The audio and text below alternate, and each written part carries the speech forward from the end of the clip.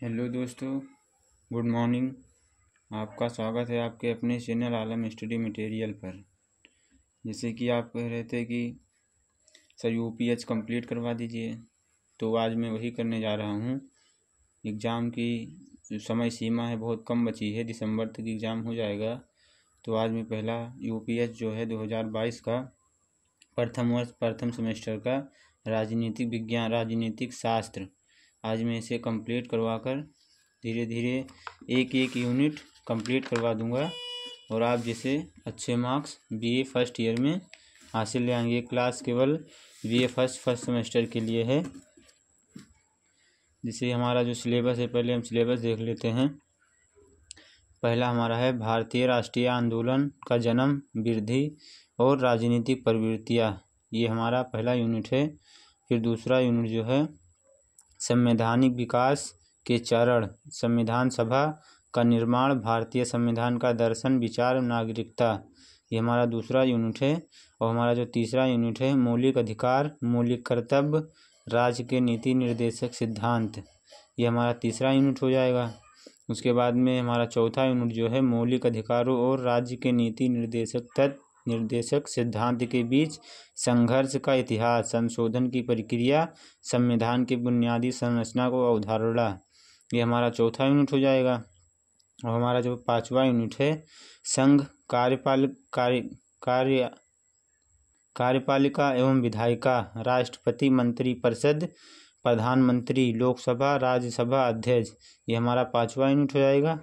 पांचवा यूनिट हो जाएगा। हमारा छठवां यूनिट जो है हमारा ये है राज्य कार्यपालिका एवं विधायिका शक्ति, कार्य राज्यपालिका एवं मुख्यमंत्री में संबंध, विधानसभा, विधान परिषद, जो हमारा कार्यपालिका है और विधायिका होते हैं, उसमें शक्तियाँ क्या क्या हैं, राज्यपालिका एवं मुख्यमंत्री में शक्तियाँ क्या, उनमें संबंध क्या होता है, विधानसभा, विधान परिषद क्या होता है, ये सब पूरी डिटेल से हम पढ़ेंगे। फिर हमारा जो है सातवां यूनिट जो है न्यायपालिका, सर्वोच्च न्यायालय, उच्च न्यायालय की संरचना, शक्ति और क्षेत्र अधिकार, फिर हमारा ये सातवां यूनिट हो जाएगा। उसके बाद में हमारा आठवां यूनिट जो है केंद्र राज्य संबंध, प्रशासन, विधायी, वित्तीय शक्ति, आदिवासी क्षेत्र के लिए प्रावधान, चुनाव आयोग की संरचना एवं कार्य एवं शक्ति, ये हमारा जो है आठवां यूनिट हो जाएगा। तो हम आठों यूनिट को कवर करेंगे और पूरा का पूरा मार्क्स बीए फर्स्ट ईयर में फर्स्ट सेमेस्टर के लिए ये है। तो हम अपना पहला यूनिट जो है स्टार्ट करते हैं और ध्यान से सुनिए। कहानी के रूप में आपको मैं समझाऊंगा और कितने अच्छे से मैं एक्सप्लेन करता हूँ, आप इसे देखिए।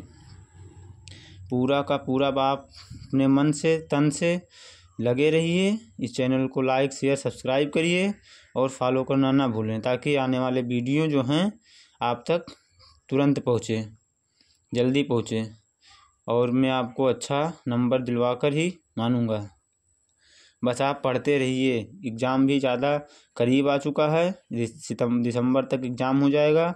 संभावनाएं हर विद्यालय में ही जताई जा रही हैं। इसीलिए हमने सोचा कि अब किताब तो बहुत ज़्यादा है, किताब कवर कर नहीं पाया जाएगा, इसीलिए हमने सोचा कि लाओ यूपीएच जो है इसे कवर कर दिया जाए, ताकि बच्चों को कुछ ही लाभ मिल जाए। तो मेरा जो पहला यूनिट है भारतीय राष्ट्रीय आंदोलन का जन्म, वृद्धि और राजनीतिक प्रवृत्तियाँ, हमारा जो है ये मेरा फर्स्ट यूनिट है।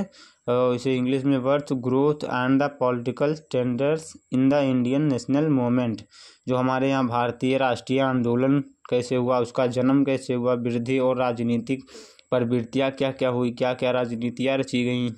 हमारे यहाँ बहुत सारे आंदोलन हुए, सविनय अवज्ञा आंदोलन, नमक आंदोलन, बहुत सारे आंदोलन गांधी जी ने चलाया।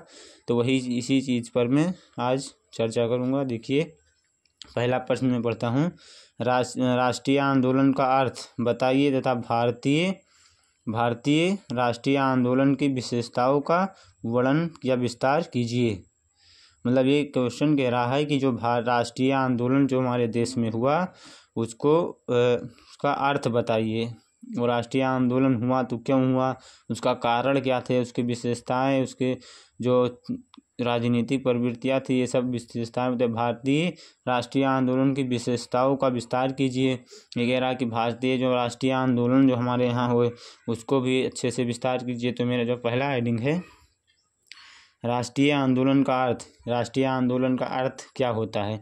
तो राष्ट्रीय आंदोलन का शाब्दिक अर्थ राष्ट्र या राष्ट्र के लिए आंदोलन, मतलब ये कह रहा है कि जो राष्ट्रीय आंदोलन हमारा है वो राष्ट्रीय आंदोलन का अर्थ यह होता है कि इसका शाब्दिक अर्थ कि राष्ट्र या राष्ट्र के लिए आंदोलन, से राष्ट्र हो गया या राष्ट्र हो गए के लिए जो आंदोलन किया जाता है, अपने भारत के लिए, अपने देश के लिए जो आंदोलन किया जाता है उसी को कहते हैं राष्ट्र या राष्ट्र के लिए आंदोलन। ठीक, या देशवासियों द्वारा संचालित राष्ट्रहित के पक्ष में आंदोलन, मतलब जो देशवासी हैं, जो हमारे यहाँ नागरिक हैं, जो जनता हमारे यहाँ, इनके हित के लिए, इनके अच्छाई के लिए, इनके जो अच्छाइयाँ हित के लिए, जो सुरक्षित के लिए सुरक्षा रहे, इसके लिए संचालित राष्ट्रीय हित के पक्ष में आंदोलन किया गया। राष्ट्रहित के मुख्यतः दो रूप हो सकते हैं। पहला जो है, पहला देश की सामाजिक, आर्थिक और राजनीतिक एकता एवं स्वतंत्रता की प्राप्ति, मतलब ये कह रहा है कि पहला जो हमारा राष्ट्रहित के लिए जो दुमुख रूप से हो सकते हैं जो आंदोलन, और पहला हमारा देश की सामाजिक, आर्थिक एवं राजनीतिक एकता, स्वतंत्रता, मतलब हमारा सामाजिक स्थिति कैसा है, हमारे समाज में कैसी कैसी प्रवृत्तियां हैं, हमारे समाज में कैसे कैसे लोग हैं जिससे आंदोलन चल रहा, आर्थिक स्थिति हमारा कैसा, हमारा आय कैसा है, हमारी इनकम कैसी है, आर्थिक स्थिति, हमारी हेल्थ स्वास्थ्य व्यवस्था कैसा है, इसी सब पे बात हुई। आंदोलन हुआ और राजनीतिक प्रवृत्तियाँ क्या क्या थी, क्या क्या लोग राजनीतियाँ रचते चलते थे। अब एकता, हमारे देश के जो वासी नागरिक थे वो एकता में थे या नहीं थे, एवं स्वतंत्रता की प्राप्ति, और हमें स्वतंत्रता की प्राप्ति कैसे हुई, इसी पर ये पूरा क्वेश्चन है। पहले अर्थ में यदा कदा ही राष्ट्रीय आंदोलन का प्रयोग किया जाता था, मतलब इसका कहने का मतलब है कि जो यदा कदा था उसके राष्ट्रीय आंदोलन का प्रयोग किया जाता था। वस्तुतः राष्ट्रीय आंदोलन का प्रयोग राष्ट्र की राजनीतिक स्वतंत्रता की रक्षा या प्राप्ति के हेतु संगठित लड़ाई के लिए किया जाता है। आधुनिक विद्वानों के अनुसार स्वाधीनता की इच्छा राष्ट्र का एक अनिवार्य तत्व है। 22 के अनुसार, जो 22 हैं इनके अनुसार ये कह रहे हैं कि राष्ट्र एक राष्ट्रीयता है, मतलब जो हमारा राष्ट्र है, हमारा भारत है, एक वो राष्ट्रीयता है अपने आप में, जिसमें अपना संगठन एवं राजनीतिक संस्था के रूप में कर सकते हैं, अपना जो राजनीतिक संस्था है उसके रूप में कर सकते हैं। और जो स्वाधीनता का इच्छुक हैं, तात्पर्य यह है कि स्वाधीनता के लिए संघर्ष राष्ट्रीय आंदोलन का मौलिक उद्देश्य हो, मतलब जो इनके स्वाधीनता या स्वाधीन या स्वाधीनता का इच्छुक जो हों, तात्पर्य है कि स्वाधीनता के लिए संघर्ष हो, लड़ाई राष्ट्रीय आंदोलन का मौलिक उद्देश्य हो, मतलब राष्ट्रीय आंदोलन के लड़ने के लिए इच्छुक हों। ठीक, वीडियो ज़्यादा लंबा हो जाए इसलिए मैं जल्दी कवर करता हूँ।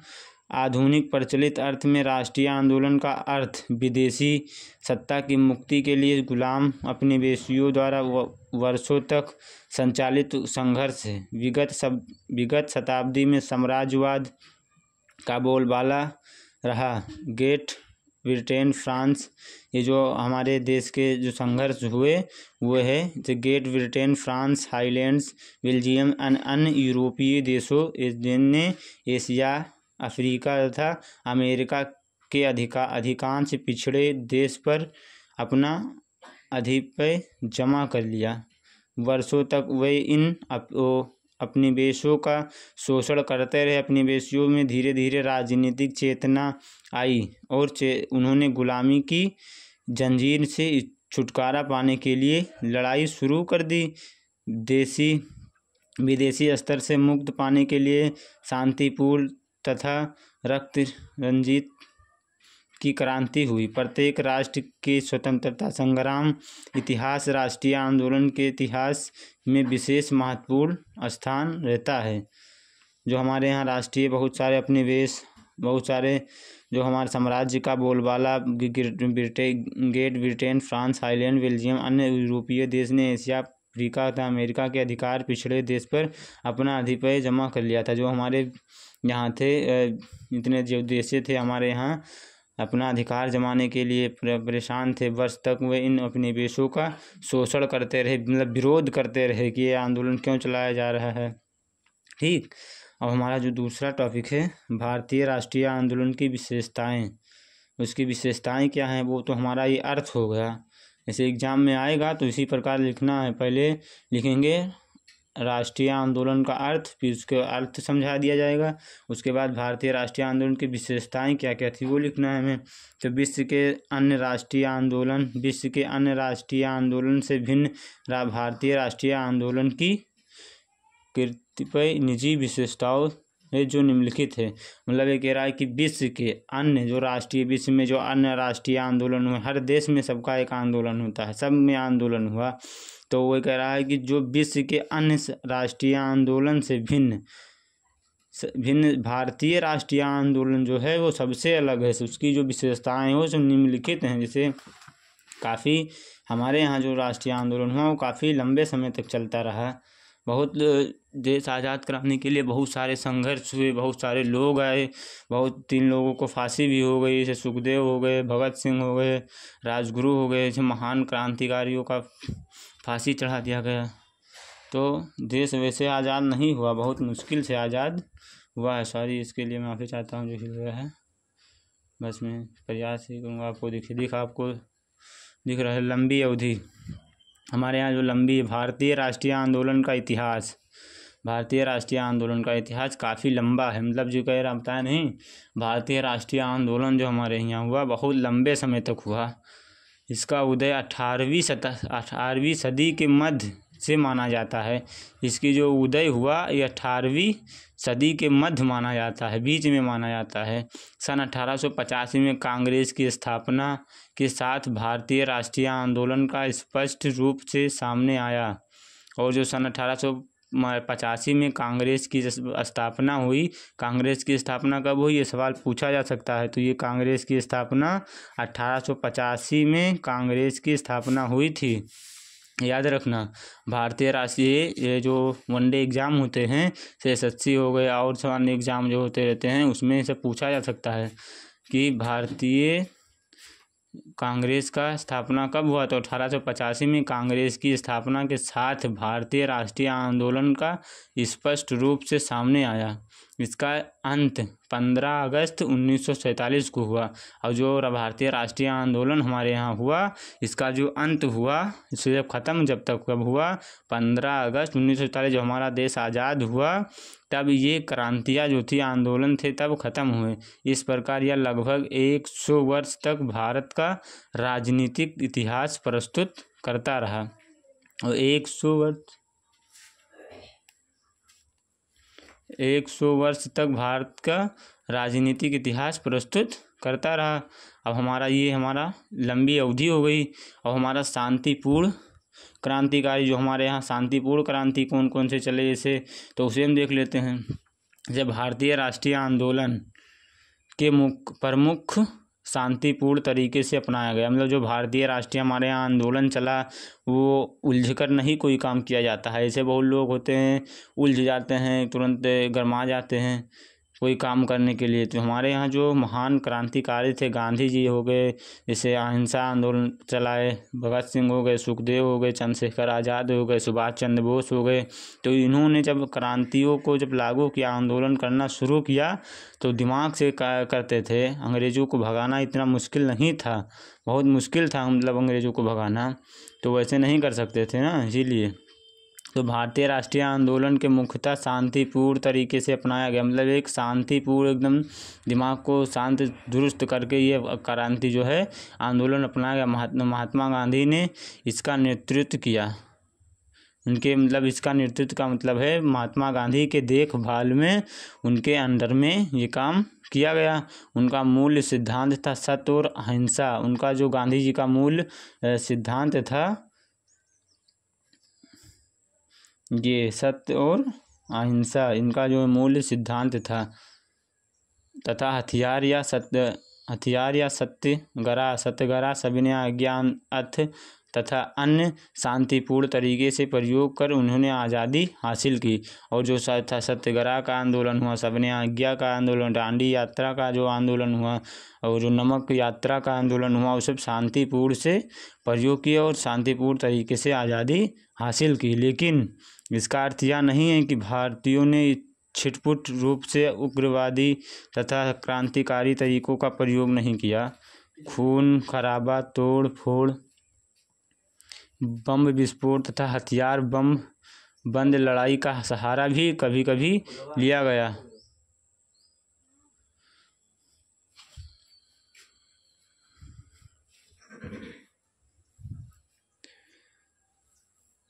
ये भारतीय ने छिटपुट रूप से उग्रवादी तथा क्रांतिकारी तरीकों का प्रयोग नहीं किया। खून खराबा भी हुआ, मार दंगा भी हुआ, तोड़ फोड़ भी हुआ, सामानें काफ़ी तोड़ी गईं, बहुत सारी दिक्कतें आईं, खाने के लिए कुछ नहीं बचा, खून खराबा खूब हुआ, बम विस्फोट भी हुआ, बहुत सारे बम भी गिराए गए तथा हथियार बंद लड़ाई का सहारा भी लिया गया, कभी कभी लिया गया। लेकिन स्वतंत्रता संग्राम की यह लड़ाई मुख्यतः शांतिपूर्ण ही रही, यहाँ तक कि 15 अगस्त 1947 को कांग्रेसों ने शांतिपूर्ण तरीके से सत्ता का हस्तांतरण कर दिया। देखिए, और जब इतनी लड़ाई इतने संघर्ष होने के बाद में सब कुछ जब हो गया, तब 15 अगस्त 1947 को 15 अगस्त 1947 को अंग्रेज़ों ने शांतिपूर्ण तरीके से सत्ता को अपने आप दे दिया, हस्तांतरित कर दिया कि अपना जो है सत्ता ले लीजिए, सौंप दिया। और हमारा जो दूसरा है वो हमारा पहला, दूसरा, तीसरा, ये हमारा तीसरा यहाँ गलती हो गया है, ये तीसरा संवैधानिक विकास जो हमारे यहाँ हुए। भारत में राष्ट्रीय आंदोलन का इतिहास संवैधानिक विकास से जुड़ा हुआ है, जो पुराना इतिहास जो हमारा जो है राष्ट्रीय आंदोलन के अंतर्गत 1857 की क्रांति, 1857 में हमारी यहाँ क्रांति हुई थी, प्रथम महत्वपूर्ण घटना। इसके परिणाम स्वरूप ब्रिटिश साम्राज्यों ने भारतीय उपनिवेश के शासन को कार्य को स्वयं संभाला। शुरू में राष्ट्रीय आंदोलन को उद्देश्य शासन कार्य में भारतीय द्वारा स्थान प्राप्त करना था, अतः उन्हें संतुष्ट करने के लिए ब्रिटिश सरकार ने कई भारतीय अधिनियमों का निर्माण किया, जैसे 1892 1909 के भारतीय परिषद अधिनियम क्रमशः भारतीयों द्वारा शासन में उत्तरदायित्व भाग लेने तथा स्वतंत्रता प्राप्ति की मांग बढ़ती गई। इसके परिणाम स्वरूप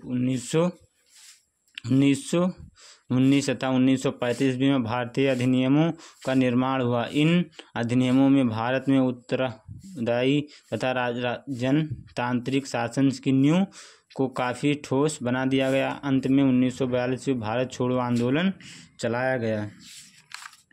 अब हम आगे देख लेते हैं, मतलब आप वीडियो काफ़ी लंबा हो जाएगा, इसीलिए हम इतना ही कवर कर अगले एपिसोड में फिर मिलेंगे, इतना कवर कर दें। तथा 1942-1945 के आंदोलन ने स्वतंत्रता की प्राप्ति करवाई, जिसके परिणाम स्वरूप वर्तमान भारत में एक पूर्ण प्रजातांत्रिक संविधान की स्थापना संभव हो गई। अब हमारा तीन जो विशेषताएं हमारा है कंप्लीट हो गया है यहाँ तक। अब हम चौथा विशेषताओं से आपसे अगले वीडियो में फिर मिलेंगे। तो चैनल को लाइक शेयर सब्सक्राइब करते रहिए और ऐसे पढ़ते रहिए, काफ़ी आपको मज़ा आने वाला है आगे। बस मैं मान के चलिए कि एक हफ्ते में आपका जो UPH है ये कंप्लीट करवा दूंगा और आप अच्छे से पढ़िए, उसके बाद में आप अच्छे से नंबर लाइए। बस आज का वीडियो यहीं तक, अगले एपिसोड में मिलते। जय हिंद, जय भारत।